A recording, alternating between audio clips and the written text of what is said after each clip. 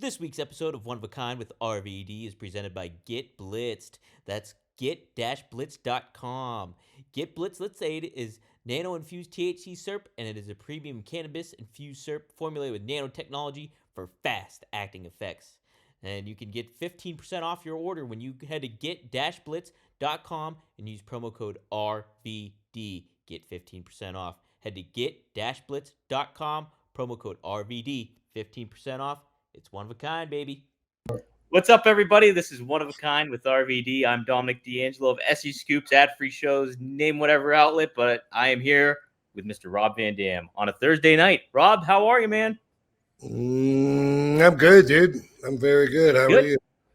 I'm doing all right. Not too bad. It's nice in Pittsburgh. The weather was killer today. It was like mid-70s, so I can't complain, man. Yeah, it just started getting kind of cold here, and the changing of the weather is fucking with me a little bit. So I'm feeling a little bit stuffy and tired.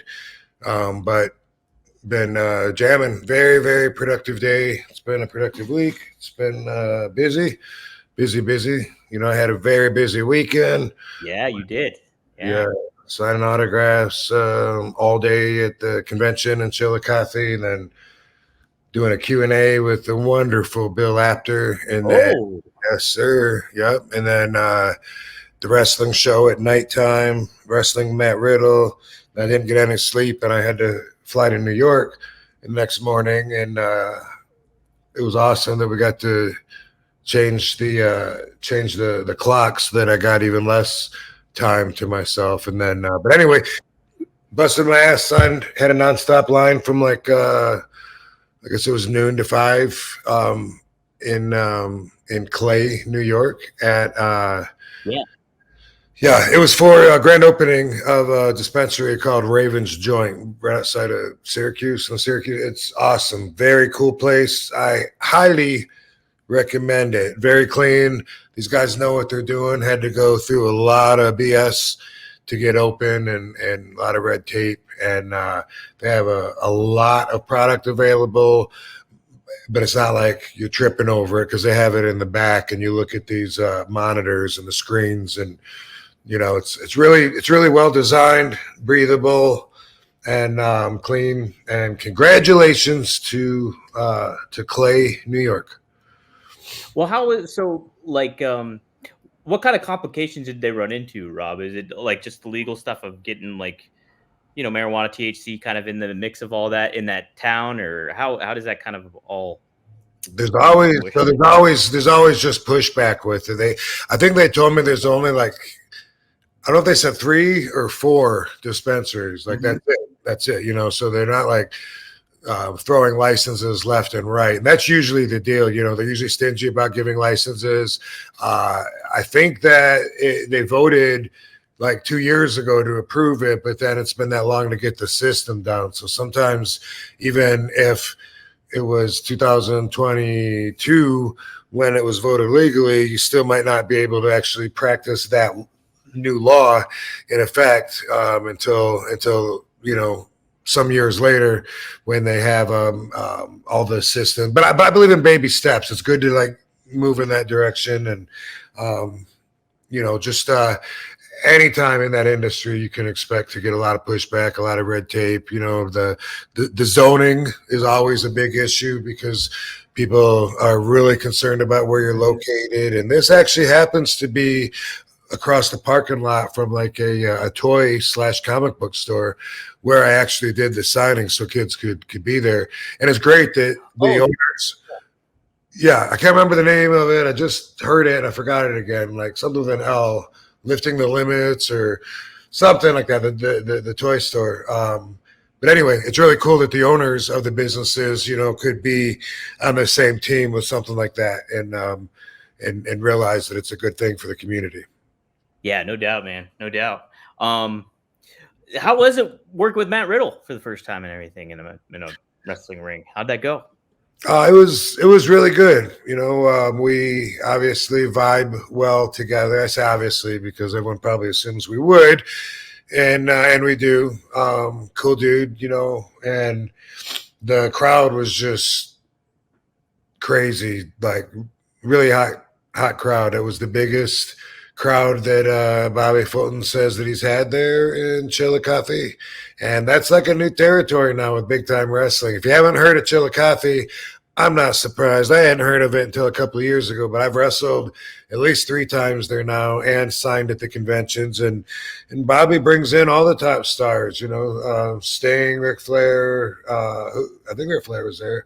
And who else was there this time? I can't remember, but a lot of people. You may have seen the posters. They're pretty well stacked, and everybody knows Bobby Fulton. He was one of the Fantastics with Stan Lane, with Tommy Rogers for the long haul way back in the day. I think Stan Lane was the OG, but it was Tommy Rogers and Bobby Fulton. They were the Fantastics, and that was a popular tag team, babyface tag team in like the 80s. So everyone in the business knows and respects Bobby, and he's doing a big thing there, and RVD's apparently a big part of it. That's great. Yeah, big time too. It's so neat because that obviously had the ties to like Detroit area and stuff, like in the Chic and all that stuff. It's pretty cool. Bobby was a huge fan for the original Chic, and that's why he's got big time wrestling. Yeah, that's awesome. That's super awesome. How was the Q&A with Bill after then? How'd that go? It was fine. It was all right. We were standing in the ring, and they were trying to figure out some mistake in the crowd with the seating. And so I'd answer a question, and then Bobby would get on the mic and tell everyone that's in the green section to move over this way and this and that. And it was very informal and very informal. I love Bill Apter though, so it was cool, spending time hanging out with him. Yeah. Yeah, he's pretty easy going. I got asked by a fan at the Q&A. He said, "What's the rarest RVD action figure?" And I thought, wow, that's really interesting you asked me that, because I was just asked that like a couple days ago on X. I'm not used to calling it that yet, but yes.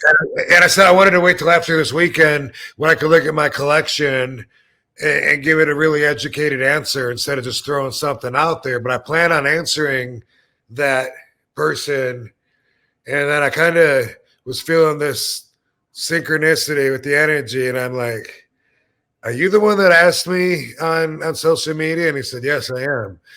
I said, "I thought so." And I was trying to explain, but I'm on a microphone standing in the ring, so I don't know how much everyone can hear my long, drawn-out answers, but they seem to enjoy it. But I was explaining to him, I don't know, do you count bootleg figures? I got this one that the WWE is upside down on the chest, and it shows an actual RVD figure on the back, but when you look on the front, it's not the same figure at all. And I think I have like one yin yang on the leg, and then I have a chainsaw and a caterpillar with me. And so what? A caterpillar? Yeah.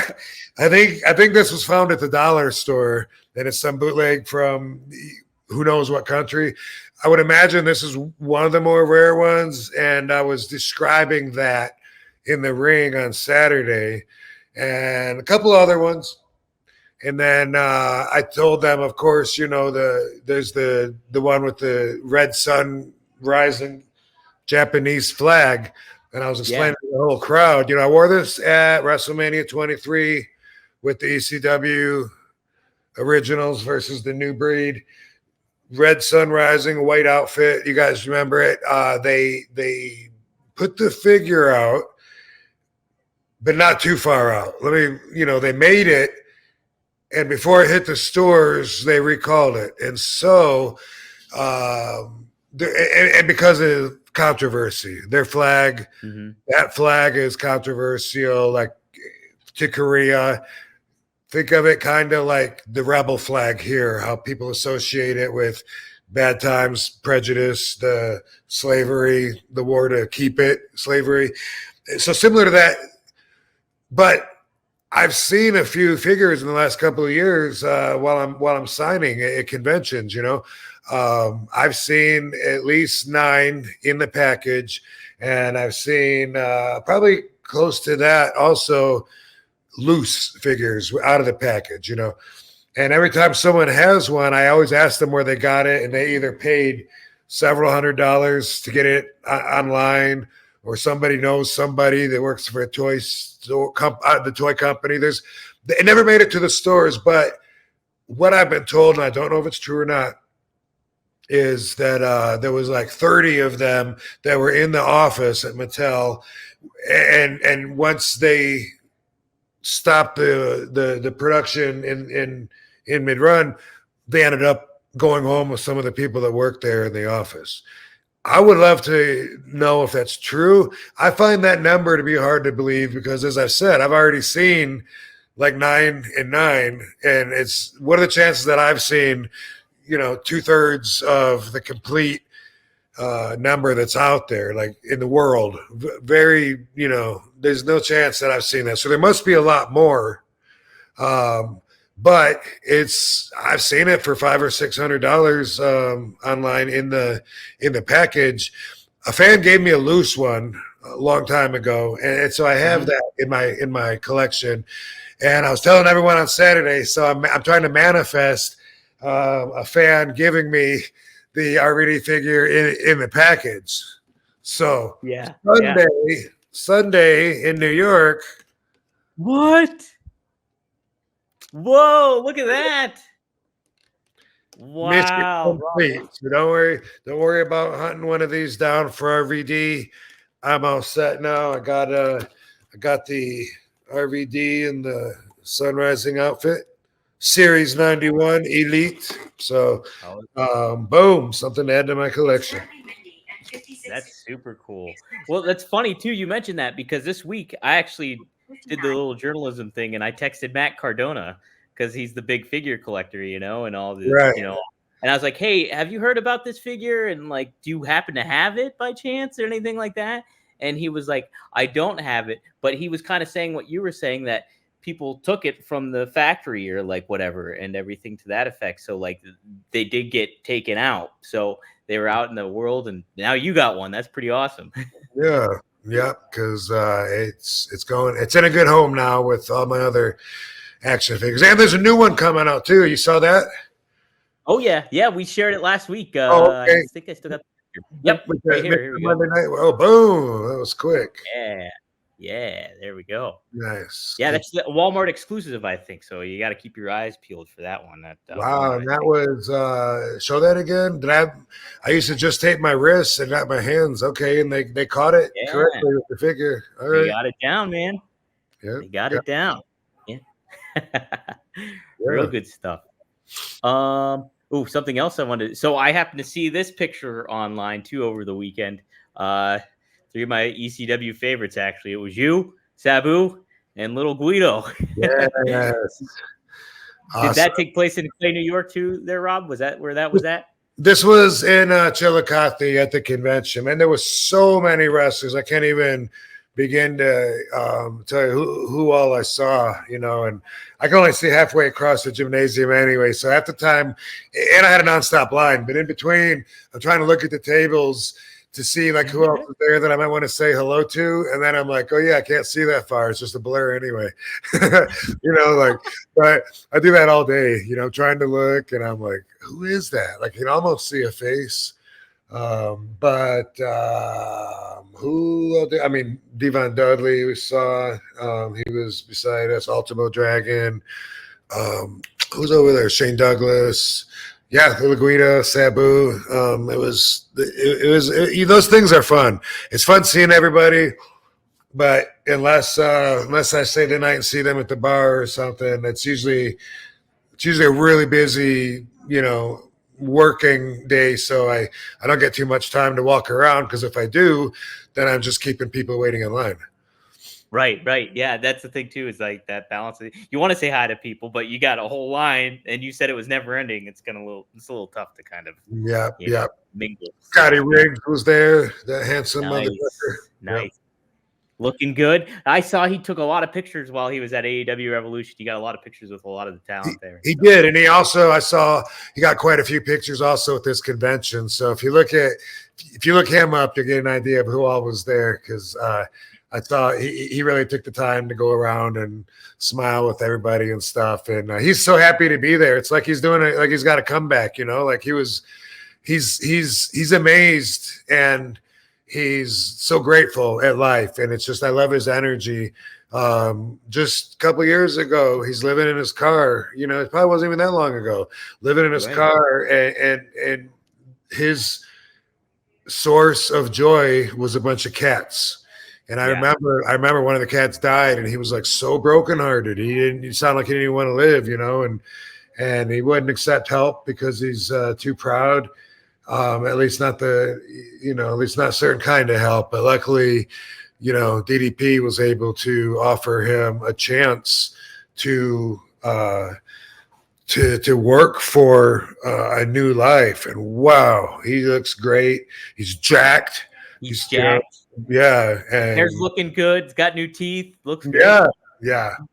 I'm excited for him. Very inspirational story. Absolutely.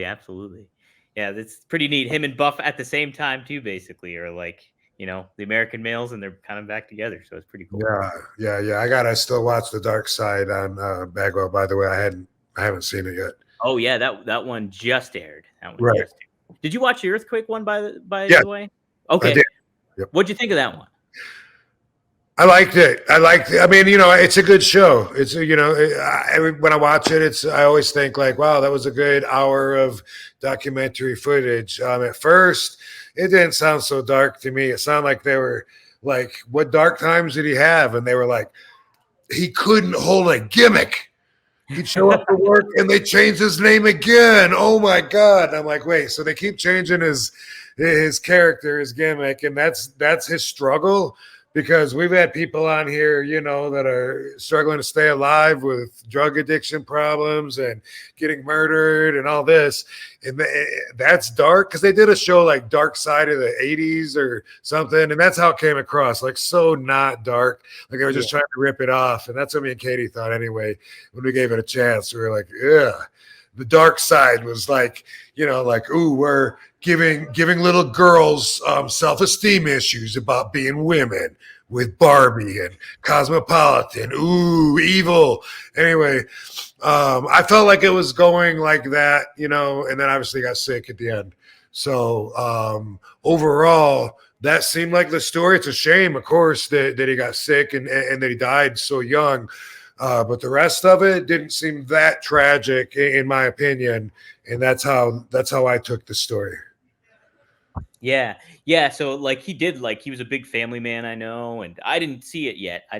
But from what I gather, he's a huge family man. Went to Japan, wrestled as a sumo wrestler, and then got all those crazy different gimmicks, and kind of took it good-heartedly and good-naturedly in the most part. But yeah, then he had cancer, and I remember too, he was on the Wrestle Crap forums, and he used to be on there all the time. And when I was a fan, just like chatting away, I remember he'd be on there and stuff like that. And he would be talking about getting cancer and having that kind of process. So yeah, that's kind of was his dark side, Yeah, for anybody, that gets sick or knows somebody going through that, it's extremely dark. And I mean, he also, there was the traditional, like Mickey Rourke, the wrestler movie factoids, you know what I mean? Like, okay, look at this guy. He wrestled Hulk Hogan, and now he's trying to sell me a car. But that afterlife happens. And that didn't really pull on my heartstrings so much. It's just kind of tisk. That's a shame that a lot of wrestlers do have to become regular people. But if regular people can do it, then it's probably not torturous. Yeah, sure. No, it's like, it's an adjustment of life. You hit a big peak of like stardom and, making a lot of money. And then you get back to this feeling of normalcy where you're, just a dad trying to make ends meet in certain ways. So, it's different, It sure would suck to go back to minimum wage or something after having, a lot of years being a superstar. Absolutely. You're just like back to that. That's got to be an adjustment, financially and from a personality standpoint. We do have a few super chats already. So, guys, if you want to chime in with a question, definitely get an ask. Utilize that super chat over here. We'll start off with Jeff Meacham Network. I know Jeff. Thanks for the $5.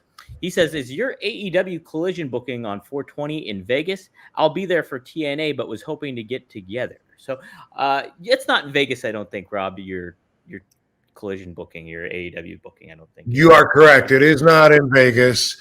When they gave me the date, it was in Little Rock, Arkansas, but it has been changed, and it is now Peoria, Illinois, outside of Chicago. That's correct. Yeah, that's right. Yes, I remember seeing that. So, yeah, Jeff, good to see you there. But I do look pretty awesome when they come to Vegas, and I can do a home show. You know, for those of you who don't know, I live in Vegas, so yeah. Hey, you know what? You do Double or Nothing there once a year, so do they? Be pretty good opportunity to have Rob there. I would say that much. Hey, save on a flight. Yeah, there you go. A little less stress. Seth chimes in. Thank you for the $10. He says, "My bad, y'all. I'm trying to sort this out with the song, but they don't make it easy. Put some soft jazz on in the meantime. RVD, there's people ranking your top 5 movies on X. What say you? What is your favorites change, but name some favorite movies of yours or some movies that you like ultimately." Read that again. I think it said moves. Was it moves? Oh, you're right. No. Oh, thank you, Rob. Top 5 moves on X. I got to get my. The show's not the same without starting off with our music. So I'm gonna have to insist, Seth, that you have it fixed by next week. Otherwise, we're giving all your chat donations back. Boom. Boom. All of them. How about that? Eat them. Shove them in your mouth, pal. It really makes a difference. That's why I listened on my computer. He listened on his phone. Yeah. Mm-hmm. That's yeah. We gotta have it, dude. We gotta have it. And I was telling Dom, if we gotta buy it, let's buy it, and then we can use it whenever. And if that's an option, I'm interested. So, but did I answer the question? No, I didn't answer the question. So, top 5. Well, let's go with the finishers, which are Van Terminator, 5-star Frog Splash, Van Daminator, Split-Legged Moonsault. Now, do I have a 5th that I actually ever matched with? Right. I did beat Sting with the Rolling Thunder once. So that's true.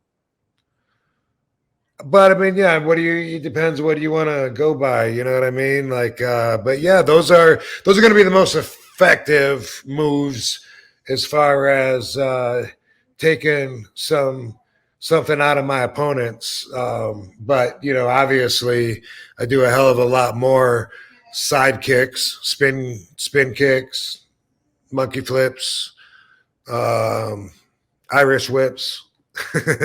Everyone does the Irish whip. Headlock. Yeah, that's right. Headlock.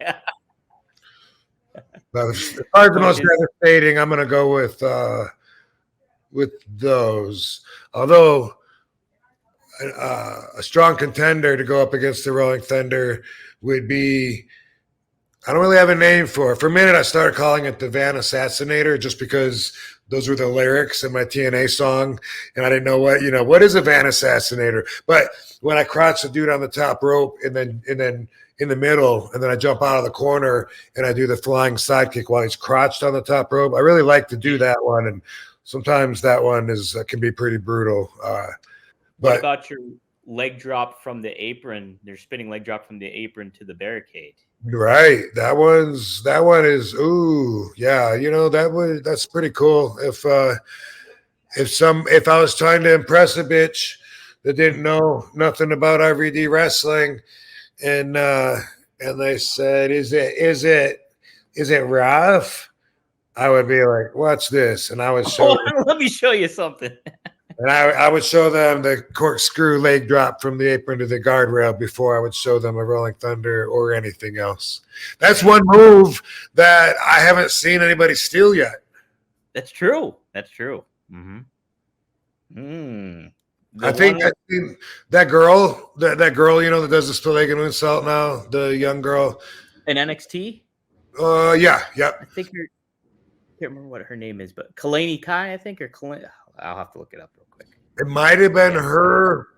I saw some girl that did something like it, but they it was weird because they spun on the apron before they jumped. Like they were there and they turned around and spun and then like dropped a leg, and I can't remember where the opponent was. I don't think they were all the way over on the guardrail, but it was kind of like taking a version of it and making it their own, I guess. Making it their own, yeah. Kalani George. Hey, it's Lovey. Hello, Lovey. Lovey's Oh, wait, neutered? I didn't get the memo to wear a pink shirt. We didn't either. I just walked into her room and we were wearing the same colors. Wow, synchronized happening. Yeah. Hello. How you guys doing? Hey, how's it going? Good. Oh, come here, Barbara. Did you just say Lovey got neutered? Is that what happened? Oh no, she got bigger. Oh, she got bigger. Okay. Yeah. It's like, oh, how about that? The Van Dam fam, Yay. full Look at there's Barbie too. of love. Nothing but love. What a fam! What a fam! So much love. There you go. Feel jacked. Hey, Katie, what'd you think about? I didn't get to watch it. What'd you think about Ryan Gosling's performance on the Oscars? Did you watch that? I didn't. No, the only thing I saw about the Oscars was when John Cena walked out with the thing on him. Like naked stuff. Yeah. Mm-hmm. Yeah, I sent that to Rob, but that was all I saw of it. Oh, okay. Because I knew like everybody was talking about Ryan Gosling singing the song from Barbie, I guess, or something. Oh, okay. Yeah, he did like a big thing. It's pretty cool because they parodied Marilyn Monroe back in the day, actually, for it. So that was kind of cool. Cool. Yeah. So how about that? So cool. Fun. Hey, thanks, Katie. Thanks. Look at my outfit. Are y'all leaving? Yeah. Looks good. Thank you. Yeah, that's awesome. Is Have that fun. Love you, Robbie. Love you. Have fun. Cool. All right. Dude, I'm really into this fight with Jake Paul and Tyson. I was gonna bring it up. I have a graphic here too to show it too. Boom! Look at that. I mean, July 20th. 20th, yeah. July 20th. It's in Dallas, is it, or Houston? I believe. Yeah, it's in Texas Stadium. I think. Where's where that? The Cowboys play. Where the Cowboys play. Yeah, in Dallas. Yeah. So it's going to be a big event. I am pumped too, Rob. Yeah, it's the whole concept is intriguing and exciting, but the feedback really has pulled me into it because it's almost like politics where the people seem so split and everyone is so positive that they're right. So I've seen like so many comments about like, man, he's going to fight a 60-year-old man. Like, wait, he's saying that he wants to be a serious boxer and he's going after a retired 60-year-old. No one's going to take him serious. And come on, dude. Like, if you beat him, big deal. If you get beat by him, then that's even worse for us. You got nothing to win by fighting a 60-year. So there's that. I don't know if you've seen that. And then there's the other ones. They're like, no, Tyson is going to hurt him no matter what. That's Mike Tyson. And they both sides, like I said, just like politics, it's like they both are so sure that they're right. The other half of the argument is idiotic. That's the way it comes across to me. And I'm, of course you're going to know where I stand because at 53, I don't care if I'm going to fight somebody. I don't care if they're in their 20s or 30s or 40s or 50s. I don't give a shit. I'm not going to say, wait, he's 25? No. Forget it, man. If he was 32 or over, no, I don't. I even heard one guy that gave I love you, baby. one YouTube guy that during his comments that he said when he was breaking it down, he says, and I'm sure Mike's lungs probably aren't in perfect health because he smokes a lot of marijuana.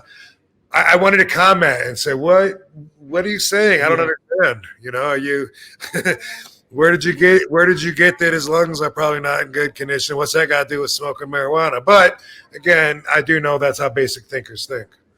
Yeah. And, no, Rob, I'm like in the camp of like, man, Tyson, he's like 57. Who cares though? Like he was a professional boxer. He all he needs is a couple punches. That's it. Like if he catches you in the right man, that's all. That's all you got. And it's like, I don't know. It's like, and I'm sure you see him sparring on there, like on social media. There's a couple clips of him doing it. And my God, he can move. He can move and hit so hard. And it's funny because some of it's everywhere. You know what I mean? Like at least on my feed, there's like so many different videos to choose from to watch, from interviews to AI, breakdowns of it. And one thing that was pretty funny was they were saying that it's not going to be completely like an up and up fight. There's going to be certain different stipulations, and they started saying, okay, they're going to use 18-ounce gloves. I don't know if it's true or not. I don't know. We used to use 16 ounce. When I kickboxed, we used 16 ounces, and that is a much bigger glove than what they normally use, like a 12 or even less. So it's more padding. And they were saying so many things about it that I don't know where to draw the line between what was true and what was a joke, but it was like, but they're saying Jake Paul's going to wear headgear, but Mike Tyson's not. And then they're saying that Jake is going to be able to tag his brother in anytime he wants to. It's like pretty funny, pretty entertaining, but I wonder if some of that's true. Is that based on something? At least the 18-ounce gloves? I don't know. I started believing the headgear too, and they kept going down that path, and I was like, oh, okay, yeah, they're fucking around. Yeah, they got to be, because it's like there'd be no way like, hey, Tyson doesn't have headgear, but Jake Paul does. It's just like that'd be weird, right? Yeah, this was an option. This was an option. Like for instance, when I did the Tough Man contests, it was up to us if we wanted the big diaper pad or not. So like if you didn't want to get kicked in the nuts or you were afraid of it, you could wear the big diaper. But if you were like, no, fuck no, I don't want that, then no problem. Yeah. So they made that an option. But they made us wear the headgear. A lot of fighters didn't want it. Right. Yeah. And I think too, the spectacle that this is going to be, I wouldn't imagine Jake Paul wearing headgear just to cover up something, I don't know. That doesn't make sense, I don't think, to me, but I'm excited for it. Me too. There's always the talk about like, how much is it going to be a work? Are they going to like make it go longer than it could? Because I mean, honestly, I made the little guess on when I was helping with Nash's podcast. I was like, is it going to be over 2 rounds or under 2 rounds? And I think it's going to be under if it's going to be legit. If they go straight up legit, I don't think Paul stands a chance. I don't. Man, you know what? Maybe there should be one to. I'm not a gambler, but every once in a while, I think, man, I should have bet on a fight, which I don't even know how to do that. But living in Las Vegas, you can bet on anything. Oh yeah. There's been a couple of times where I would have won, but I don't know what the odds were, which affects how big my winnings would have been. But on this one, I'm thinking, I don't know. I mean, I would put my money on Mike. I don't know that much about either of the Paul brothers, and I'm not trying to take anything from them. And, that's pretty brave to even get in the ring, like that. So I'm excited, looking forward to the fight. But maybe I'll look and see about throwing some money down and end my no gambling streak. Yeah, end it up. See if I can lose my house and put me and Katie and D out on the streets. Me and Katie D and Barbie and Lovey. You'll have to fall into the life of the mob, the getting the Las Vegas mob mixed up. Dude, you know that homeless people here live in tunnels under the city in Vegas? Really? Yeah, you can YouTube it. It's like a whole city of tunnels underground. And we had the NASCAR races recently or whatever that was. And even the Super Bowl thing. Wasn't that here? That was here, right? Super Bowl was here. You guys had the F1, the Formula One racing. That one, yeah. For those 3 events, I was seeing on the news, they go through the tunnels and they kick all the homeless people out and stuff that are in their homes, like if it's in the restricted areas or if it's whatever. And that brought up a conversation that I brought up here because I saw that on the news and I was like, what do you think about that? Because we were talking about it. People look at homeless people like they're a nuisance, like they're, insects to spray with Raid or whatever. And I didn't like that, seeing them get kicked out of the tunnels. Like, dude, let them stay in the tunnels. Yeah. What's the issue? I don't see an issue with it. It's strange society we live in. People, though, I know that they're real people. Yep, exactly. Seth chimed in again. He said, "Hell yeah, I'll sell it to you for $1. I just got to correspond with whoever runs the channel." So YouTube Chris, that would be. Rolling Thunder is a top 3 move for him, he says, by the way. So Rolling Thunder is up in his rankings. Nice. What about the rolling splash, the rolling 360 leg drop, which hasn't been done too many times, but I did do that when I was always trying to pull something different out of my pocket. The rolling splash is fun and nobody expects it. And it's weird because I roll and then I go up and then I just feel like I'm diving upwards, until I come back down, and then boom. And I'm like, okay, that worked out. I was beginning to wonder if I was going in the right direction. I lose my control of the motion for a little second when I do the rolling splash. It's weird. Wow, that's funky. Because I'm not aiming at the guy. I'm not aiming at the guy. I'm aiming up, and then boom. Yeah. Yeah. If I had to rank at least your top 3, my number 1 for you, I think, would be Van Terminator. Number 2 is the 5-star. And then number 3, I think, is the Van Daminator. And then followed up by the corkscrew leg drop on the apron. I think those are at least my top 4. So, yes. Cool. Not the Fisherman Buster that Sabu. That's a good one, too. Yeah. He's trying to give me that back in '96, I guess, in ECW, and I was there. He wanted me to start using that as a finish. And I either broke or sprained his neck, knocked him out once or twice with it, and hurt Hack Myers with it too. And I just gave up on it. I said, no, that's not for me. Yeah. I'll pass on that one. Yeah. Pass on that one. Another super chat we got. Let's see. Oh yeah, Seth also chimed in. He said, "Katie Dogs, best show." he likes Katie and the dog showing up. So thanks, Seth. Yeah. And then we have another one, Steve Soleil. I hope I said your name right. He said, in a real fight, Tyson would knock out Jake in 10 seconds, even if Tyson was 90. Bro, they have amateurs. Myself induced would KO Jake. Oh, myself included would KO Jake. That's interesting. Jake has built quite a resume for himself when it comes to the boxing. Like, I got to give him credit. He's good at it. But, I mean, Tyson's just on another level. I think it's apples and oranges in a lot of ways. Maybe it'd be better to bet on Jake Paul because the odds would be right. Because the odds would be more maybe in his. I'll have to look and see. Except for you would lose if he loses, then you lose all your money anyway. So yeah, you'll lose either way. No wonder I fucking don't gamble. I hate this shit. I hate gambling. I hate it. Yeah. Well, hey, somebody else I wanted to bring up too, getting inducted into the WWE Hall of Fame is another boxer, Muhammad Ali. Rob, what'd you kind of? I mean, Tyson's a huge fan of wrestling, I know, and Muhammad Ali was too. I know he was really influenced by Gorgeous George way back in the day, and getting that promo style was from him. And then obviously, so many people in wrestling later became influenced by Muhammad Ali's style, like Dusty and you name it. Like, there's been a lot of different people that have captured onto Muhammad Ali. So what did you ever get to meet him, first off? And then second off, what are your overall thoughts of Muhammad Ali? And let's not forget about his match with Inoki. Tony Inoki, yeah. Mm-hmm. Yeah. I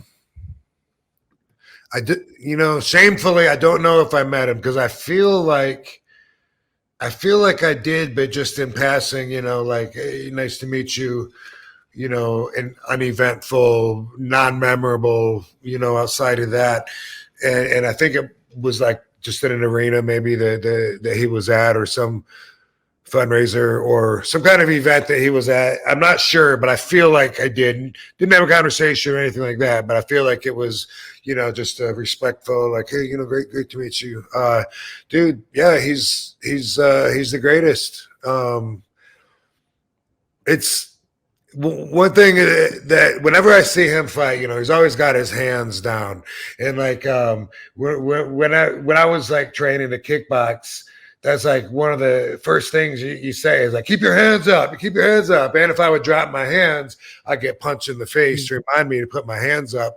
But seeing him is like reassurance that there's not just one right way, that everyone needs to conform to.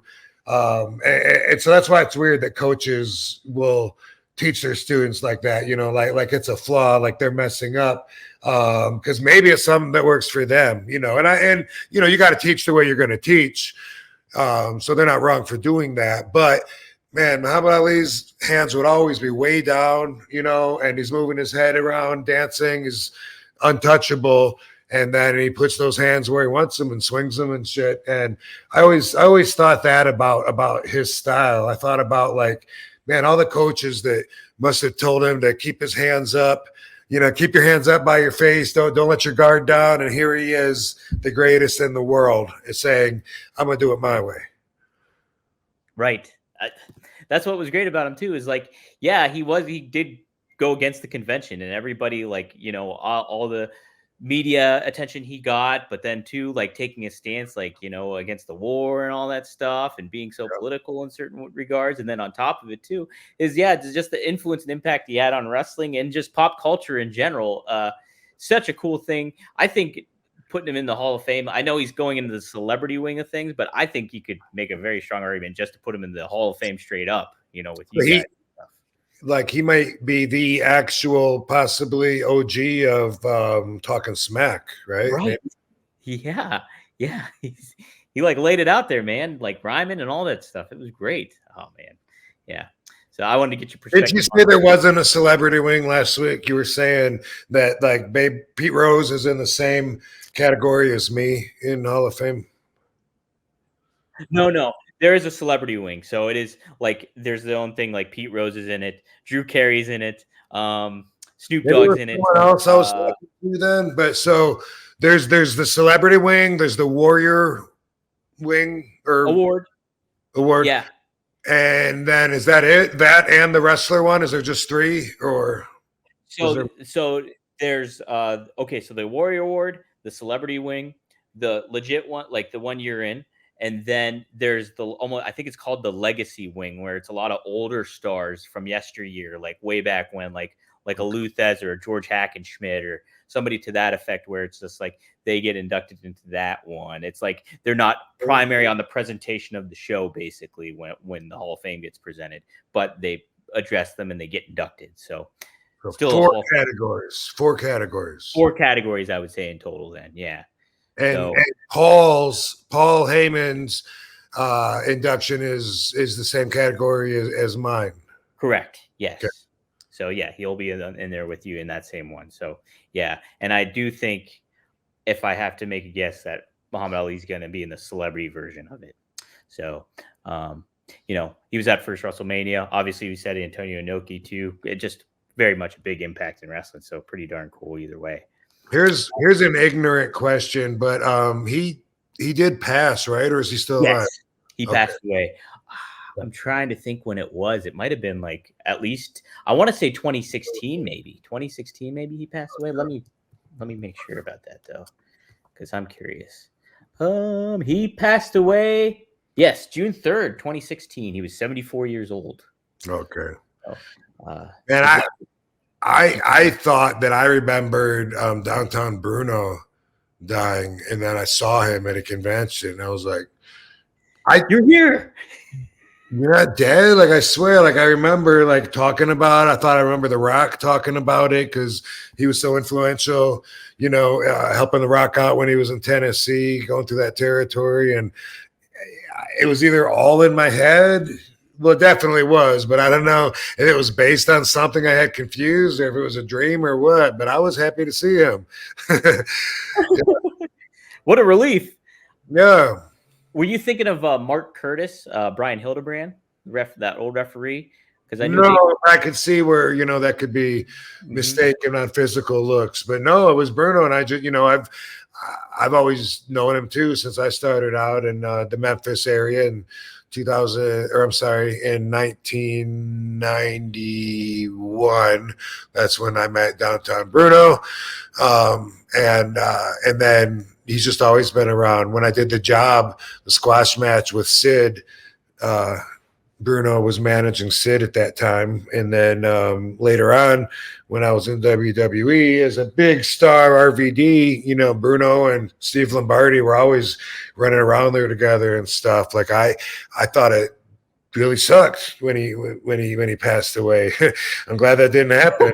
I don't know why I thought that, but you know, in all fairness, we lose people so quickly, and I get to where it's just, you know, oh, so and so died.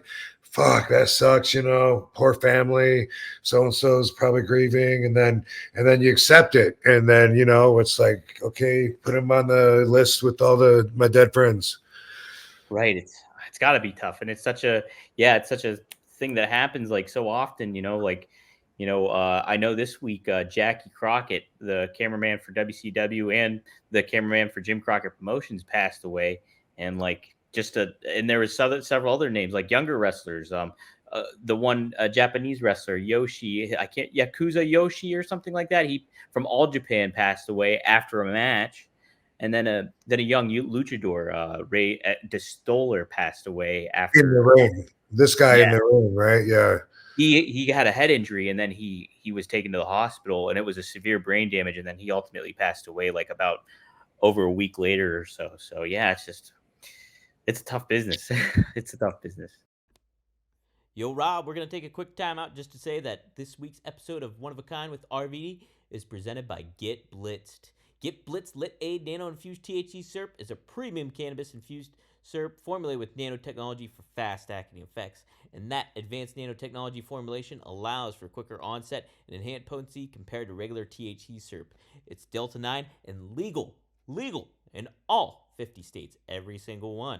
And you have several syrups to choose from Blue Raz to Key Lime Pie to Pina Colada to Tiger's Blood to Cherry to Grape.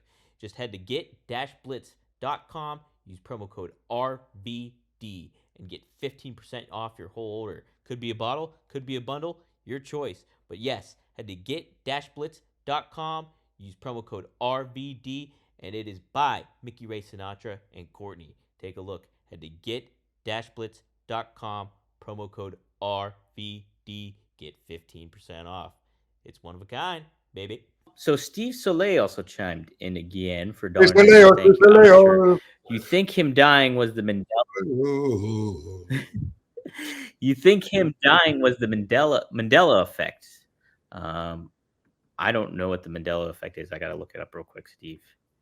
And I don't know who you're talking about. So if you want to clarify. You don't got to pay again. But let's see what Mandela effect means. Definition. I don't know if he's making a joke or not. Type of false memory that occurs when many different people incorrectly remember the same thing. What? Oh, so he's talking about Bruno when I said that I thought Bruno died. Yeah. Wow. I didn't know what that was either. But yeah, that's like when the rumor Ultimate Warrior died, and there was a different one and stuff like that. Like so many people believed it. Maybe that's what that is. But yeah, I don't know. And apparently, I thought it was just last year. Like I remember details about it. I remember The Rock giving some kind of speech, and I guess maybe that's related to, didn't The Rock buy him a car, and what was that about? Like for some kind of, I don't know what the celebration was, but he bought him a car. Yeah, I know there's something with the car. There's something, or didn't Downtown Bruno buy Rock his first car? I can't remember. That's not what I'm talking about. It was something. It was a payback. Okay. Maybe it was part of the damn sitcom. I really don't know. Yeah, I don't know either. No. All right, so we got that settled then. So now I know what the Mandela effect is. Thank you, Steve. I appreciate that. Yeah. Oh, what else did I want to cover? Oh, interesting quotes from Bruce Pritchard here. He gave some thoughts on Paul Heyman and about ECW. And Rob, I want to get your perspective on it. So this was on his podcast, Something to Wrestle with Conrad Thompson. He said, Paul wanted to be different. Paul didn't want to do the same old, so Paul went extreme, as far as extreme different he could get. Hence Extreme Championship Wrestling. It was blood and guts, and it wasn't for everybody, but there was an audience out there, a small audience. And unfortunately for them, the audience for them was too small to sustain it. And this is taken from, I believe, Wrestling Inc., and they also added that ECW experienced minor success through word of mouth and hush-hush working relationship with WWE, but perhaps due to violent nature, ECW struggled to find a wider audience. Then Bruce continues. He says, I don't know if it was sustainable because Paul just wanted blood and guts and to be different. And sometimes being different is not giving anybody anything of what they are used to, or what they are used to is like you either have to love it or you hate it. And I think that put him in an awkward position. So those are Bruce Pritchard's thoughts about ECW and Paul's philosophy, I guess, on it. What do you kind of think of that take there, Rob, when it comes to that?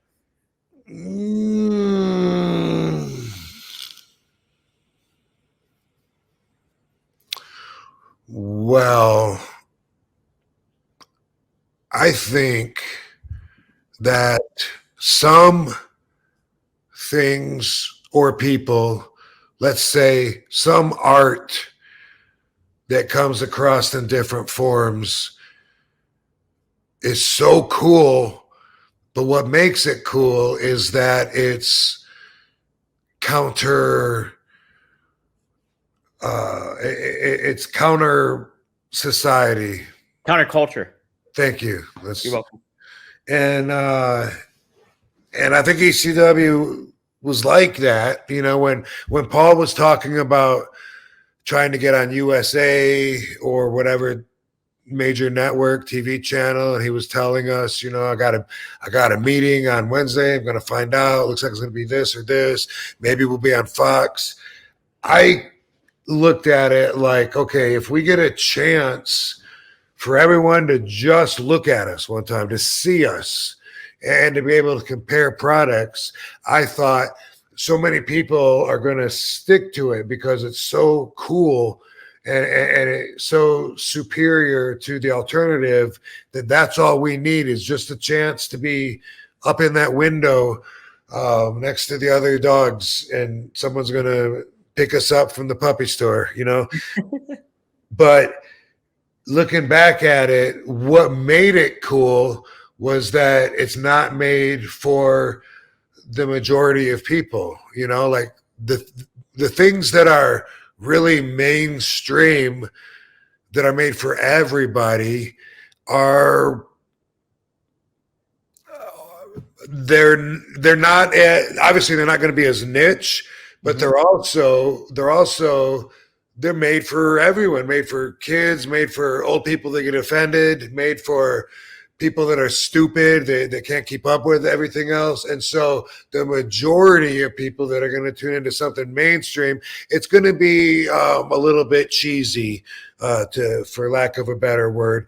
And that's what is going to get the mass amount of views. So for someone like an RVD to get in the spotlight, and for me to say, boom, I want all the fans, you know, to see me, I'll be everyone's favorite wrestler. Well, you know, if I'm smoking weed and I swear, well, that's going to turn a lot of people off that are mainstream because they're not about that.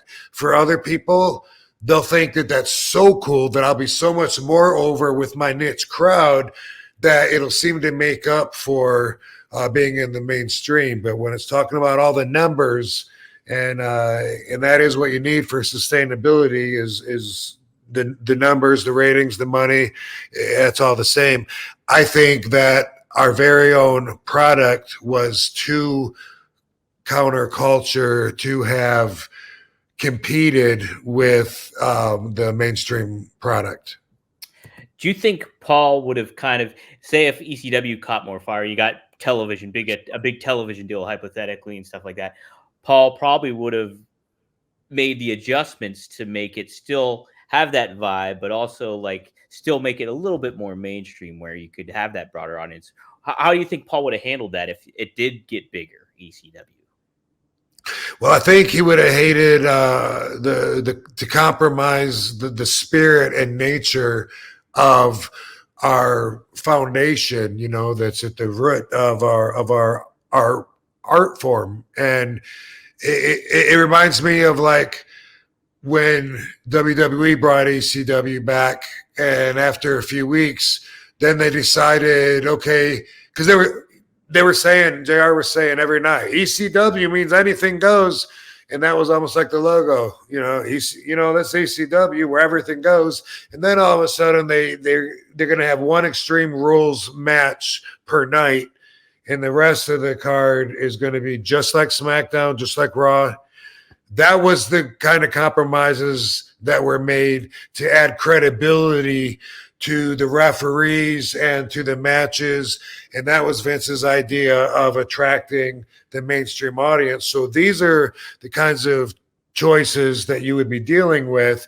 And in my opinion, it took way too much away from the product. Could Paul have done a better job if he was in charge of where to trim? Yeah, but he would have got so much pushback and opposition if there was higher than him. If he was in charge of it, he was already dealing with the network people at TNN.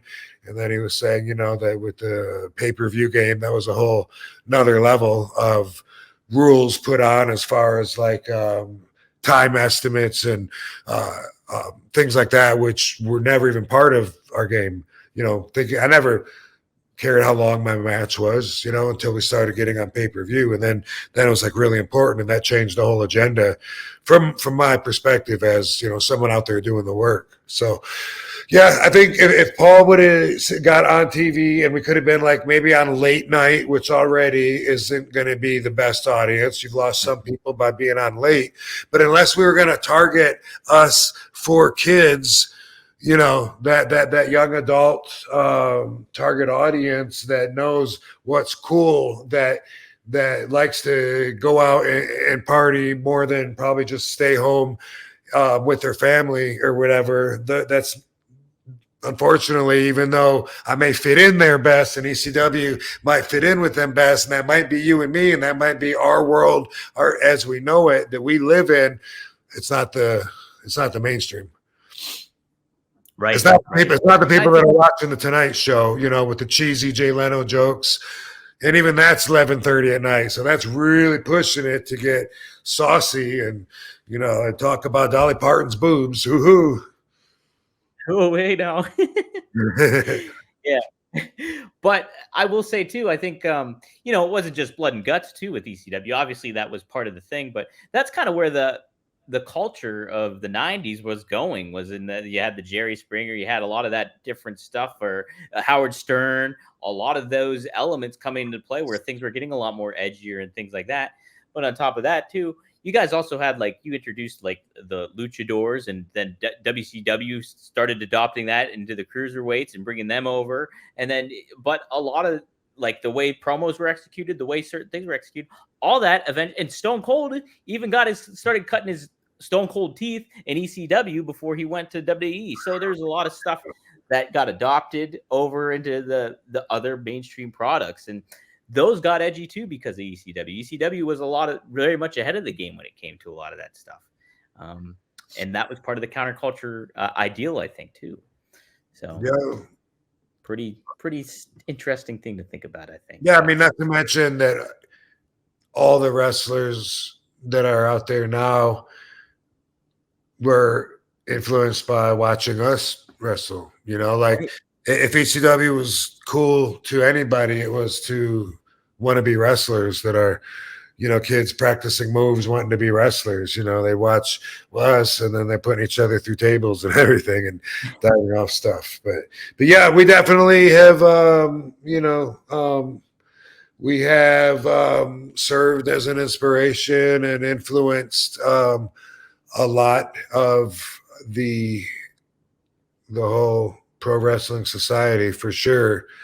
But yeah, you got to learn to be mainstream if you want to get the biggest numbers. And that's something that I understand more since then. At the time, I was like, nah, I think as many people would watch ECW as would watch Raw if they were given a choice. No, I don't think so. It's, normal. I think, the status quo, mediocre people are that way for a reason. Yeah.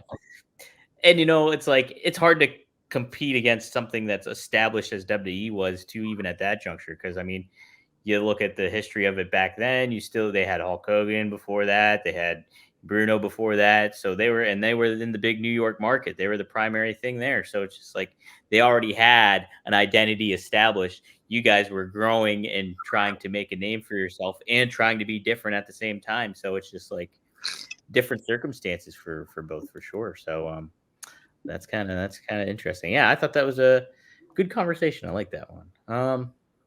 Let's see. What else do I want to cover too? Oh, it's like yes. if you're adult entertainment, you want to be an actor, you want to be an actress. Okay, but if you do it like in the adult world, you might still be call yourself that, but you're not going to get the same majority, the same mainstream crowd. You're going to get a Canadian crowd that watches those kind of movies. Something to compare it Right, to. right. No. Yes, yeah, yeah, I like it. This is kind of what I wanted to do too. Obviously, Mercedes Moné made her AEW. Oh, there's that figure again. I know I'm gonna have to get a screenshot of that, Rob, so we can promote that a little bit. That's pretty sweet. I just did the interview. Yeah. Before this, I did the podcast of the dude that gave me that, and I don't know. I want to plug his show. I'm not sure what his show is called right now, but yeah. Okay, well, we'll try to get him to give us a holler and figure it out because that would be cool. I'll happily promote that on here too, for sure. Cool. What was I gonna say? Oh, before I forget to, how was Sabu? You did a Twitch with Sabu. How'd that go? Oh yeah, it was awesome. It was very cool. It's something. I mean, obviously, I love Sabu and we have great chemistry, but I realize now not everyone is going to have that chemistry with Sabu or even feel that comfortable being around him. And so I like sharing our relationship and the way, just like in the ECW promos back in the day, the way that our different personalities really will come out, in a conversation. So pretty cool. I definitely hope to do more with them. And we're not going to disagree on very much either, which is cool because I might have a different way of explaining his thoughts, or you can also see where my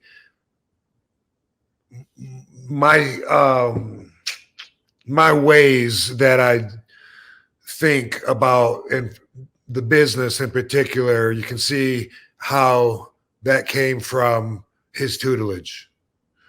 Because I'll say, for sure. I feel fine saying, well, the way I got trained, by Sheik and Sabu, like we don't believe boom, boom, boom. We don't think you should ever do this. There's no time for that. You got to do this, and I feel like comfortable representing both of us, even though, it was 1989, 90 last time he was training me in the ring. It's been that long, but I feel still comfortable in feeling like one, qualified. You know what I mean? I can tell you the way that I think it should be. You can disagree with me, but I got a lot of experience, and also just knowing that me and Sabu are going to back each other up because we're like-minded in a lot of ways, and definitely in the ways of the way we approach wrestling and the business because we're from the same damn school. That's it, man. That's it. No, it was cool because it was neat when we had him on here because like a lot of the stuff that you guys were saying, we're definitely vibing with one another. And like, I was also learning, like getting Sabu's perspective, but it was along the same lines that you ultimately both had, so that's pretty cool to kind of get that and see that. Yeah. When he talks, it's like a Neanderthal version of me trying to talk. Just kidding, Sabu. JK.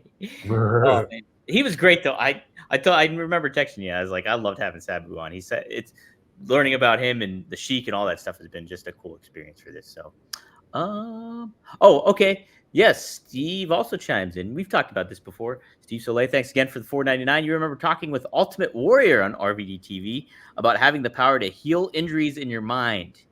Any thoughts on that? Yeah, I was bullshit. So yes, this was a conversation, and Chris Nowinski was in on it too, who studies brains, and has made leaps and bounds of progress on our education of concussion damage, CTE,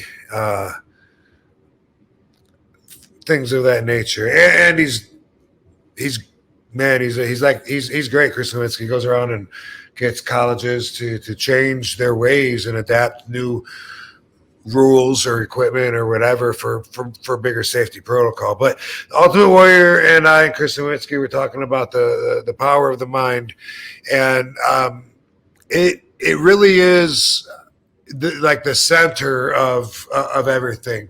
It's where thoughts are born and thoughts become actions. So as far as the limit of what all the mind can accomplish, I think that it's a lot more than we regularly expect, give it credit for, or use it for.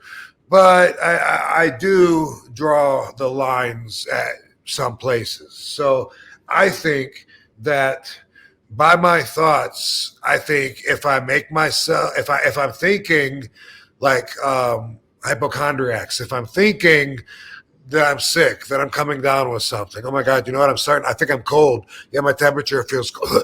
I think my throat is starting to get raspy. If I think those thoughts, and a lot of people will have problems because they will do that, I think I can manifest that. It can become real. I think I can actually feel those sensations that start in my head, and I can thereby compromise my health to the point where I'm not feeling good. I do believe that. I think that the power of the mind is strong enough to where we can meditate and focus on all of our senses, everything that's stimulating us,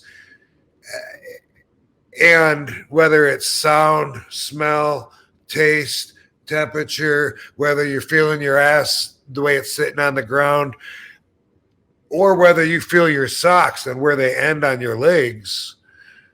I think that a lot of us can exercise down that pathology and learn to become so strong in that kind of awareness that I think people can probably maybe control their heartbeat, even though it's an involuntary muscle. I think people can, maybe they can lower their body temperature by calming down and slowing their breathing down. I think that maybe they can feel, maybe people can feel, certain kind of people, ninja masters, monks, could feel, I'm not going to say they can feel the hair growing out of their scalp, but I'm saying maybe they can feel the hairline and the difference in how the wind stimulates the part of their head that has the wind and the part that doesn't have the wind. And they can feel that with their eyes closed. They could draw a picture of everything. Because I can do some of that. I can feel where my sleeves end if I'm meditating. And so I think there's people that can go way further than I can, that can feel inside their body things that are happening. Do I think people can fly, levitate from their power of their mind? No, I don't. And I had a karate instructor, I think I told this story before, at the Battle Creek Booty Con, that said that he could, from focusing, he could have mental roots that go through his feet into the ground and make it so I couldn't lift him up. I said, nah, I'd have to show me, And so he's like, okay, try and lift me. And so I grabbed him and I lifted him right up. And he said, oh, okay, well, that's because you're strong, because you lift weights and stuff. He goes, hold on, let me try again. He goes, okay. And I grabbed him. What do you think happened the second time? I think you lifted him up. I lifted him up again. I think there's a lot of hokey pokey in this way of thinking, but I also think that people that use a lot more of their mind can control a lot more of their physical functions and just be aware of a lot more than we expect. I totally believe that. I don't know where to draw the lines exactly, but you can't think good thoughts and feel bad at the same time, and you can't think bad thoughts and feel good at the same time. Like they're directly linked. My thoughts control my vibration, and that controls how I feel and how I rub off on other people. So we were talking about the power of the mind, and there's some people that take it really far. There are people that can block pain out. We've all seen this. They can just focus and meditate and be in such a, I don't know if they're in an out of body state of mind or what, but there's people, and then you can hold a lighter to them just like in Lethal Weapon, or stab their hand or something, and they don't react. I do believe all of that. I think that the power of the mind controls all of that. They used to say we only use 10% of our brain. I don't know about that. I don't know. Yeah, I think too, it's just like, how in tune are you with your whole mindset, to see what you're capable of, and like what you're aware, like from meditation or prayer, or even like the aspect of positivity that you're talking about too, is just like being positive really exudes a lot of good energy. And like if you're positive all the time, it, like, I hate to use the cliche fake it till you make it, but a lot of the times that can resound true in certain ways when you have a good mindset, when you don't have negative stuff around you, or think negative thoughts and stuff like that. And Absolutely. I think a lot of that aspect is very much powerful. And if you're going through maybe health troubles or something like that, obviously you're going through a physical pain or some sort of issue, things like that. If you're able to keep a mindset maybe that's positive, I'm sure that can help you along in certain ways, and maybe put you in a different mindset of making your whole body better in a certain way. But yeah, to the extent where it goes a little far is like, hey, I can root myself into the ground, or I can fucking fly. It's like, no. Right. Yeah. But is it possible that people could really think positively and maybe make a cut on their hand heal faster than someone that doesn't put the same thought and focus and concentration and love and focus on the spot? Maybe you got me on the maybe there. Yeah, that's a kind of like a maybe one. Like if you're the amount of energy you give yourself, I think is something to kind of consider. Maybe, hey, yeah, if you think it's gonna heal and you do maybe the right process of taking care of yourself. But yeah, but I mean, but think about it. They say like if you just talk to plants or even just focus and love and give love to plants, they supposedly thrive on it and grow healthier and faster. I do believe that we are supposed to be able to communicate telepathically, and there's several factors that I find that back that up. And they usually say like when they get into the aliens spottings and stuff like that's how they were. They were like the alien wasn't even talking to me, and he was just like, I just knew what he was saying, what he wanted me to do or whatever, and it was weird. I feel like certain people maybe can do that, and I feel like all of us are supposed to be able. We just don't know how to use our brain. A lot of times, I think the dogs are like, I'll be thinking like, I wonder where Barbie is. She comes running in through the dog door from outside all the time. I mean, she does that so often. And if you think about it, your dogs, I don't know if cats do this too, but they'll spend so much time and they're trying to get their thoughts out to you because they don't talk, but they'll sit there and they'll just stare at you and stare at you. Cats do that. And, they might be thinking, get me a treat. I want a treat. Something. Yeah. I want a treat. And they're trying, they want something, and they're like, why aren't you responding? And I think that we really are equipped to be able to communicate on that level, and I think animals do amongst themselves. Yeah, I agree. I definitely agree with that. What else was I going to say? Oh, you mentioned it earlier too, manifestation, like that kind of aspect of it too, like you're talking about. Yeah, that's for sure. Totally. Yeah. You know, that's another thing to consider too. It's pretty cool stuff. I don't know. DDP's all about that too, manifestation and everything. All right, we got another couple super chats here. Tony Lopez asks a good one here. Thanks for the $2. Will you do any meet and greets in California soon? Are you going to be in Cali anytime soon? There, I don't think I have anything right now scheduled in California at all. So, hopefully that'll change sometime, but not right now. Not right now. So wait and see there, Tony. Wait and see. Steve Soleil chimes in again. Thanks again for the $5. He says, "Yeah, bro, I've been trying to heal my knee mentally, warrior style, but that MFR still hurts. LOL. 21 years of jogging. Oh, running will do it to you. Yeah, that puts a wear and tear on your knees for sure." Yeah, I've heard wrestling can be rough on the body too. Oh, really? Yeah, that's one thing that's so annoying about pain is that it's so distracting, and I always wonder, like, why can't I just learn to like pain, or at least be okay with it and just be like, but it's weird because pain, like, it sends these signals and it fucks with you, and even pain can keep you from being able to move, and you think your actual mobility is limited by range of movement, by inflammation or whatever. Sometimes it's just the pain itself that stops you from being able to do anything, and you don't even know until you get like a cortisone shot or something that makes it go away, and then you're like, wow, I can move completely. I didn't know I could do this. And I always wonder, like, why is pain so debilitating? It takes you off the track that you're on, off of your focus. Like if I'm having a day where, I don't know, say my shoulder really hurts, why is it that it bothers me so much? It makes me angry that when I reach out, oh, God, and I can't let, why can't I just be like, yay, yay, my shoulder hurt there. Oh, cool. It's a bad back day. Awesome.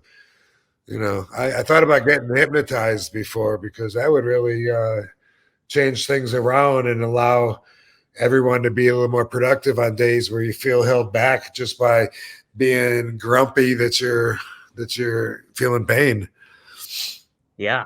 Oh my gosh, yeah. A lot of stuff. And I'm sure too, like, just going through your wrestling career and like you're dealing with injuries, or like, you have a nagging thing that's going on, and you almost kind of develop that adaptation to it where you're like, I just got to work through it and go through it. I got some matches I got to do this week and cover them. I'm sure you got used to that to an extent, as much as you can. Some stuff doesn't go away, so some stuff I'm just going to go ahead and wrestle with. It's been there since '93. Yeah. Yeah, there you go. Let's see. Another super chat is from Lizzo's Titty Fat. What a name, Lizzo's Titty Fat. I like it. Canadian dollars and $2.79. They say, I don't know, she or he, become a sadist. RVD, love the pain. JK, you're a legend. So there you go. Wouldn't that be a cool gimmick for a wrestler, a character? Be like, chop them in the chest, and they love it. Just give it to me. Call him the sadist. That's all you need. Some people are sadists. Vince, there was one time in WWE where, they were trying to get Sabu to talk, and he didn't want to talk. He didn't think it was good for his character or his future. And plus, he wasn't comfortable talking anyway. But they were insistent. They wanted him. They said, that's where the money's at. We want you to talk. And man, he was real upset about it. One day, Vince told him, it's just going to be me and you in a room. No, you don't have to worry about any camera guys to be nervous in front of or anything. I'm going to work with you. I'm going to get this out of you, man. I'm going to get you just to do this promo. Well, Sabu wanted me there. So, of course, I'm going to go there too and try and help him out. And Vince was like, Rob, what are you doing here? We're supposed to just be me and Sabu. And I was like, well, Sabu wanted me here. He's uncomfortable, and I'm trying to help. And, we're inseparable, motherfucker. Don't worry about it. What it was, like, script-wise, was like, at first I think they wanted him to say, I'm homicidal. And I think he ended up saying just the one word, homicidal, suicidal, instead of saying I'm suicidal, I'm homicidal, because he said, I want to talk about myself. And he says, a homicidal person doesn't say I'm homicidal, he's just homicidal, which I totally agree with. But there was this point where, Vince had talked him into at least, boom, let's try it. Let's see what we can get, even though he didn't want to. And Vince was saying about how much money he made off of the Sheik. And he was saying, that he knows what he's doing. And he was saying, he could make a lot of money with Sabu. He really liked Sabu. That's the impression I got. It's from this meeting. If Sabu would have went with the game, I really think he would have been like in a top position. And he was talking about Sabu's scars and everything. And this is what Vince said. Uh-huh. I didn't know the word until this conversation, really. But he goes, "Well, I think you're a bit of a sadomasochist." And I went, he thinks you're a sadomasochist. And he said, and so are you, Rob. And I was like, oh, what is that? What is that exactly? Yeah. And we don't enjoy the pain. It's just that it's worth the pain to show our durability, and we don't mind putting our body through a wreck, because our body is our vehicle. That's all we got. So we're doing it, and thank God we have an outlet for it with pro wrestling and our fans that appreciate what we do. Yeah. Oh man. It's neat because Sabu is in a way like he didn't need to talk necessarily. Like it was just got that identity where it's just like he's got that air of mystery about him. It takes away. It really, if he never talked, he would still be so mysterious. Yeah. That's the thing. It's just like you didn't know what was he about. Why was he doing all the stuff that he was doing? And having somebody like Fonzie that's over the top was a great compliment to him. And and you, along with him, like kind of being laid back and like kind of teasing him sometimes, like when it's like in those backstage promos and stuff in ECW. It was just a great dynamic, and that really got Sabu across, I think, in a lot of ways too. Yeah, I missed that. That would have been good to just stay on that path. And every time he would come out, the fans would be like, "Oh man, this guy, check him out." And they'd be intrigued by him, by the way he looks, his moves, and the fact that he doesn't talk to you. Yeah, that's it. What's he about, man? What's he about?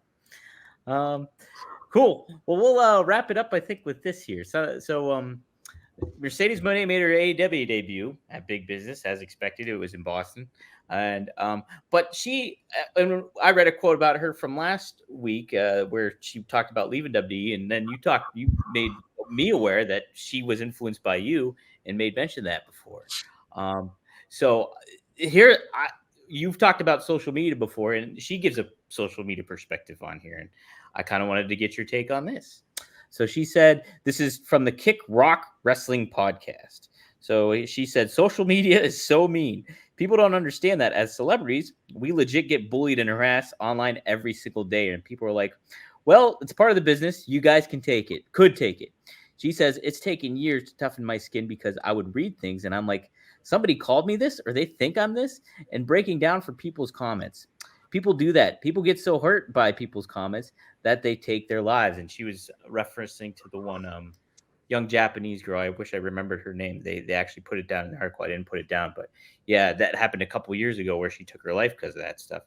But yeah, Rob, being in this social media landscape, when you're a wrestler, you hear everything, like the good and the bad. And sometimes the bad stands out more than the good in a lot of ways. So yeah, just what's your overall take? I know we talked about this before, but I just thought this was interesting. She brought this up too. Yeah, so it is interesting.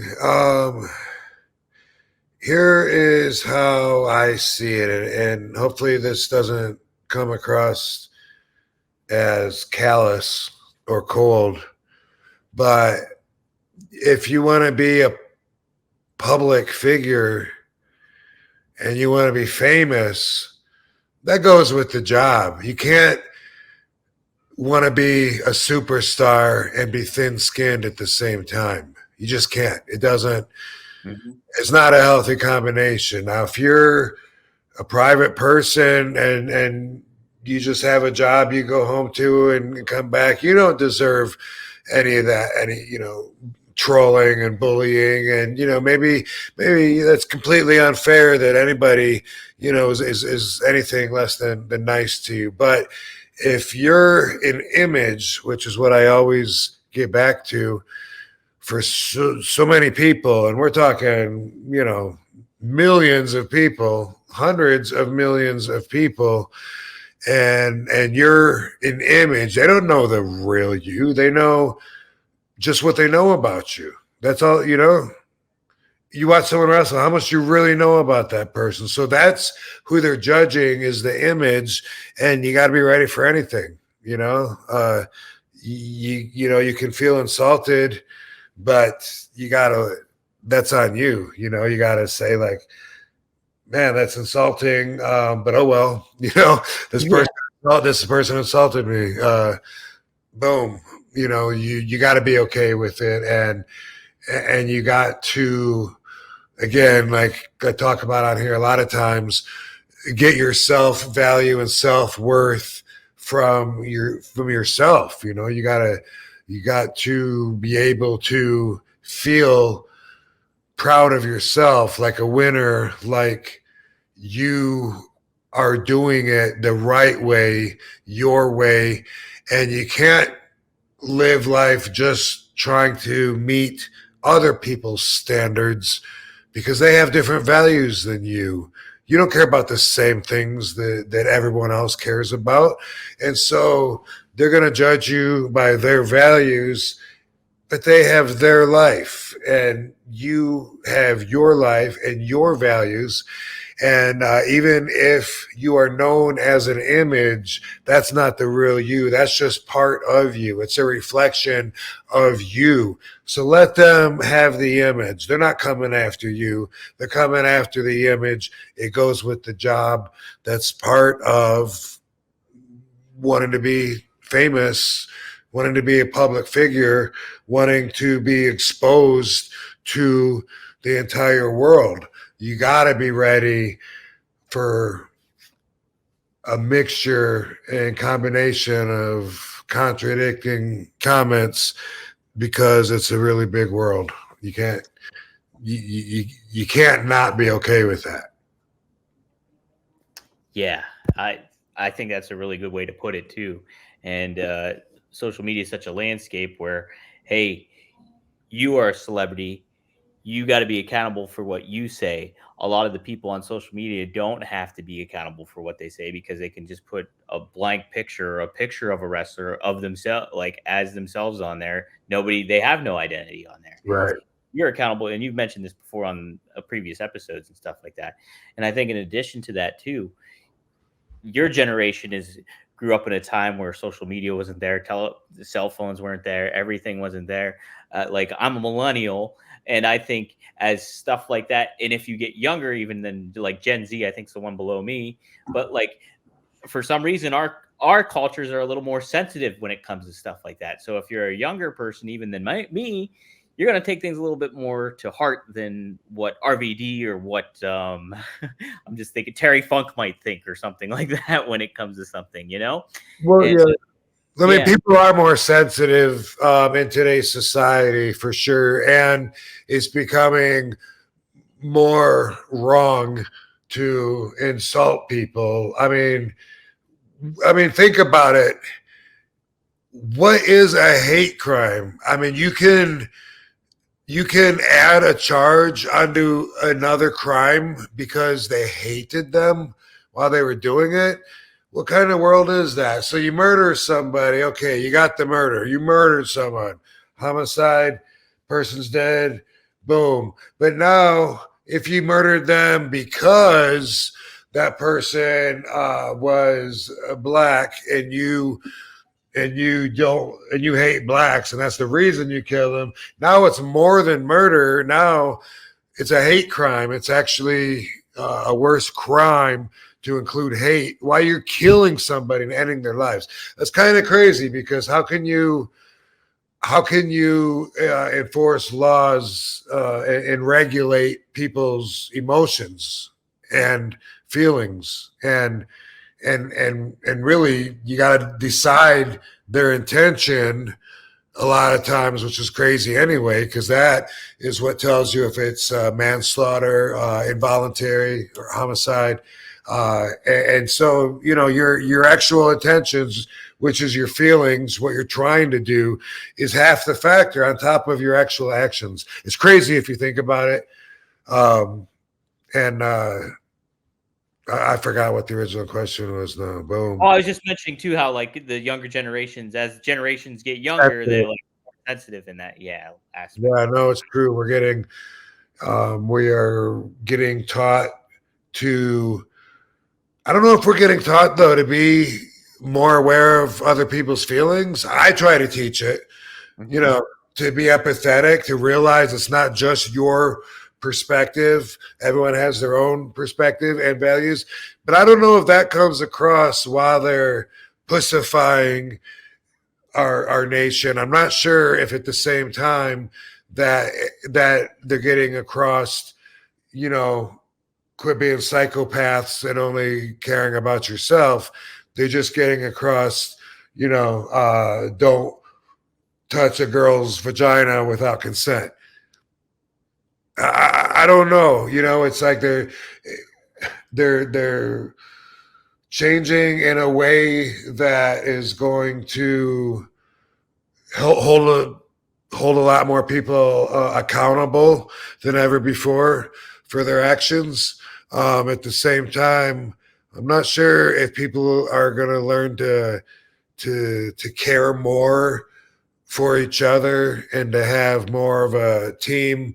We're all in this life together, let's push each other forward kind of thing, because I kind of feel like it's lacking more than I've ever seen before in my life. I agree with that. Like, I think things are a lot more divisive when it comes to certain things. And like, if somebody says something and they're like, okay, you're over here and I don't want to associate with you anymore. Where there was more of like, okay, let's kind of factor in a lot of things. I'm not going to take that to heart, or certain things like that. There comes into play. That's a certain, definitely like a balance I've kind of noticed where there's like, people will speak their minds on social media and things will be said and people get absorbed with that. You see everybody looking at their phones and stuff. So it's just like that becomes a big part of your life. And if it is, and you grew up in a certain generation or grew up in a certain household, it might affect you a little bit more than say somebody else that grew up in a different generation and grew up in a different household. It's just different, Yeah, it seems more like the way to be is going to be to not offend other people, but to accomplish that by just staying to yourself in your own little bubble. Yeah, which does not sound fun. Yeah. Hey, I see. It's Seth again. I'm looking in the chat room. Yeah. Oh, yes. Thanks for reminding me. Yes, he said, I saw Lex Luger started DDP yoga today. Super inspirational. That's awesome. I didn't see that. I'll have to go seek that out, Seth, because that's super cool. Same, because that sounds awesome. And man, I bet he's so happy to be able to exercise, because, look at the guy at his peak when he was jacked, like the bodybuilding physique, and obviously that's who he identified himself as. And then to be confined to a wheelchair and stuff, I wonder how much he can do and what he can do now. I don't know, but I'm going to seek that out and try to see what DDP's doing with him, because that sounds fantastic. Yeah, that sounds really cool. I think Lex is able to stand up. He just can't trust his body, I think, enough to like move around to the extent that he wants to, obviously. So I think a lot of the time, and I think he's still capable of driving and everything like that, if I know correctly, and all that kind of thing. So, but that's awesome. I got to look that up too. I'm excited to check that out, because Lex is such a good, positive dude now and everything like that. So he's another guy that should be Hall of Famed. So, okay, let's see. Lizzo's titty fat yet again. Pick one. Rock Austin, Foley Funk, Pizza Pasta, WCW, WAF. Rob, which one you picking out of those matchups? Interesting thing to want to know. Yes, want to gather? I want to make sure I make the right call here. So, Yeah, this is a tough one. Oh, you got to pick one of each. I think that's it. Pick one of each. Oh, okay. Yeah. Yeah. Rock and Austin, Foley or Funk. Yeah. Okay, let's see. Rock or Austin. I'm gonna go with Rock. Quit booing me. It's my choice.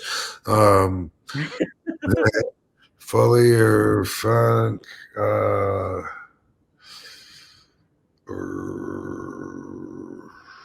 I'm trying to think of what to even go by on all these. So I'm gonna say Funk. And pizza or pasta. I'm gonna go with pizza, and I'm gonna go with WWF. There you go. Those are some sound choices, Rob. What is that? Fuck, marry, or kill? Yeah. Yeah. I think we might have talked about the coloring contest, right? Yeah, you brought it up. Okay. We haven't made a big announcement about it yet or promoted it yet. So by the time this show, it's tomorrow, huh? No, it'll air Monday. Okay. But isn't the audio on Friday night or no? No. The premiere. Well, sometimes we'll air early on premiere, but it'll air a little bit earlier than Monday. Oh, okay. But so will officially drop on Monday everywhere. Okay. So my airbrush artist that has airbrushed all of my outfits since day one, he had this idea and he sketched out an outfit with the designs on it. And I sent it to my webmaster at robvandam.com. So when we get the link, we can put it down here. Otherwise, go to robvandam.com and you can see the outfit there, the front and the back and the sides. And I don't know if you download it or if you got to copy it, screenshot it. Hopefully you don't have to screenshot it. But anyway, you get the sketches from there. You color it the way you want to color it. Send it back to robvandam.com and we'll have the email for you to send it back. And this is the coloring contest. So it's your chance to color a Joe Holland designed outfit. And after everyone sends everything back, and we're going to have this going for a while. So I know I'm not giving you all the information right now, but don't worry if you're saying, damn it, I got to have it. This contest will last until 4/20, and then the contest will end. And then we are going to pick the winner. And then the winner will not only be announced as the lead colorist, but Joe Holland is going to make that outfit come to life. And he's going to paint that actually designed outfit that we're then going to put on RVD's body, and I'm going to wear it on TV. Bam! And then, and maybe we'll send you some little package, little care package too. Ooh, that sounds nice, Rob. That's going to be fun.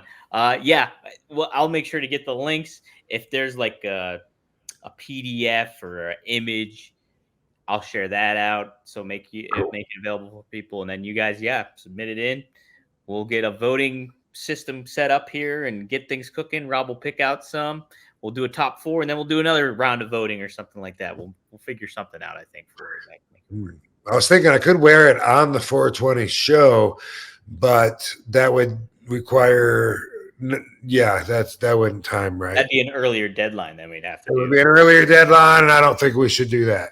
Okay, so we're gonna celebrate 420 all in one foul swoop with Rob being on AEW, you coloring and getting your submissions in. So I like it. In Peoria, Illinois. Booyah, booyah. I'm excited. I'm intrigued to see what TK Tony Khan has set up for you, Rob. It's gonna be a special day. Indeed. Let's see what it does to my ongoing win-loss record. Yes, that's it. My ongoing. Well, Rob, did you have an RVDology this week, or we covered a pretty good ground on that? I think in a lot.